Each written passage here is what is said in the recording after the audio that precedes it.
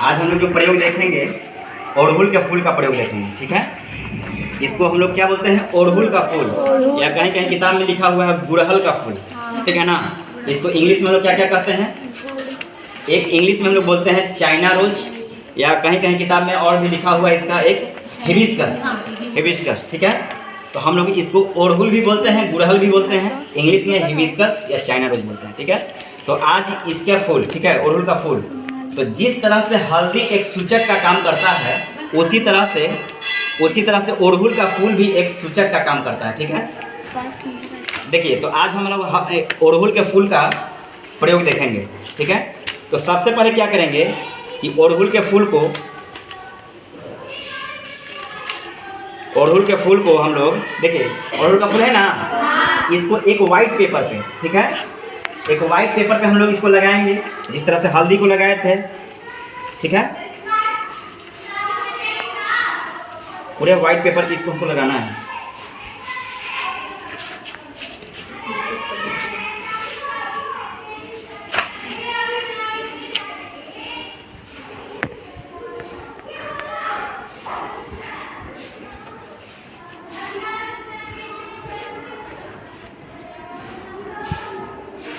ठीक है, तो इस तरह का पेपर अब इस तरह का हो गया, ठीक है। अड़हुल के फूल को जब हम पेपर पे लगाए हैं पूरे पेपर में, तो इस तरह का कलर हो गया है, ठीक है ना।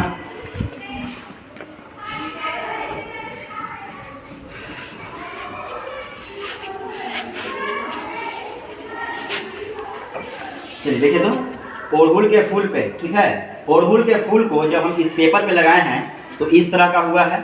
तो अड़हुल का फूल भी क्या था, एक सूचक था। तो इस पे भी हम अम्ल का और क्षार का प्रयोग देखेंगे कि किस तरह इसमें रंग में परिवर्तन होता है, ठीक है। तो अब हम आगे देखेंगे, इस पे आधे दूर में हम अम्ल लगाएंगे और आधे दूर में हम क्या लगाएंगे, क्षार, ठीक है। तो अम्ल के रूप में मेरे पास क्या है, नींबू है, सिट्रिक अम्ल इसमें होता है, ठीक है। तो इसको हम कर लेते हैं, नींबू का रस इसमें हम ले लिए हैं बेसिन में, ठीक है।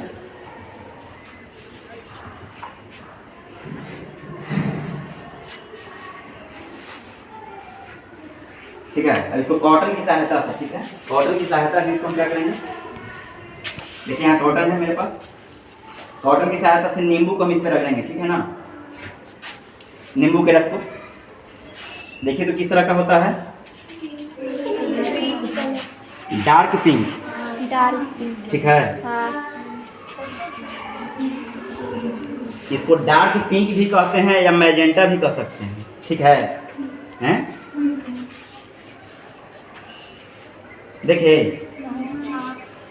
जब अड़हुल के फूल को जो हम पेपर पर लगाए थे, ठीक है, तो आधे दूर में हम लोगों ने एसिड लगाया, अम्ल। तो अम्ल लगाने से किस तरह का रंग में परिवर्तन हुआ है, देखिए आधे दूर में हम लोगों ने अम्ल लगाया है, ठीक है। तो अम्ल लगाने से कैसा होता है, डार्क पिंक, या इसी को हम लोग मैजेंटा भी बोलते हैं, देख लीजिए, ठीक है। अम्ल लगाया है तो डार्क पिंक हो गया, हुआ है ना, ठीक। अब आधे दूर में हम जो आधा बचा हुआ है इससे हम क्षार लगाएंगे। तो क्षार के लिए मेरे पास ऑलरेडी सर्फ था, है ना, सर्फ, ठीक है। तो सर्फ को भी एक कॉटन के कपड़ा से जो हम इस पर लगाएंगे और देखेंगे कि किस तरह रंग में इसमें परिवर्तन होता है, ठीक है। इसको भी हम कॉटन के कपड़ा से लेंगे, लगाएंगे, देखिए तो किस तरह का हो रहा है, ग्रीन इसको बोलते हैं, ग्रीन, ठीक है, ठीक है। इसको हम लोग देखिए, इस पे जैसे ही क्षार लगाए हैं तो कैसा हुआ है, ग्रीन कलर का हुआ, ठीक है। तो अड़हुल के फूल को पेपर पे हमने पहले लगाया, ठीक है। उसके बाद आधे दूर में हम लोगों ने अम्ल का प्रयोग किया, तो अम्ल से कैसा होता है, डार्क पिंक, ठीक है। और क्षार लगाया है तो क्षार से कैसा होता है, ग्रीन कलर का होता है, ठीक है। तो अड़हुल का फूल एक क्या है, या सूचक है, ठीक है। तो इस पर जो है हम अम्ल और क्षार का प्रयोग देखे हैं, तो इसमें कलर चेंज होता है, ठीक है। अम्ल से जो है डार्क पिंक होता है और क्षार से ग्रीन कलर का होता है, ठीक है। अब इस कलर को भी आप चेंज कर सकते हैं, जिसको हम कहेंगे उदासीनीकरण अभिक्रिया। तो इसमें क्या करना होगा, अम्ल डालना होगा। तो अम्ल डालेंगे तो फिर कैसा हो जाएगा, पहले जैसा कलर का था उस तरह के कलर का हो जाएगा, ठीक है। तो हम लोग थोड़ा सा देख लेते हैं अम्ल डाल करके। देखिए नींबू में अम्ल है, ठीक है, देखिएगा हम इस पे डाल रहे हैं जो ग्रीन कलर का हुआ था, क्योंकि क्षार डालने पर इस तरह का हुआ था, तो क्षार वाले में अगर हम अम्ल डालेंगे तो न्यूट्रल होगा। तो देखिए क्षार डालते हैं, क्षार में देखिए तो कर रहे हैं ना, तो क्षार में कर रहे हैं तो किस तरह का हो रहा है, पहले जैसा कलर था वैसा ही कलर डेवलप कर रहा है ना, यानी कि क्या हो रहा है, न्यूट्रल हो रहा है। पहले क्षार हम डाले थे तो कैसा हुआ, ग्रीन हुआ, और फिर अम्ल हुआ, फिर अम्ल डाले इस पे, तो अम्ल डालने से क्या हो गया, पहले जैसा कलर था उस तरह का कलर का हो गया, ठीक है।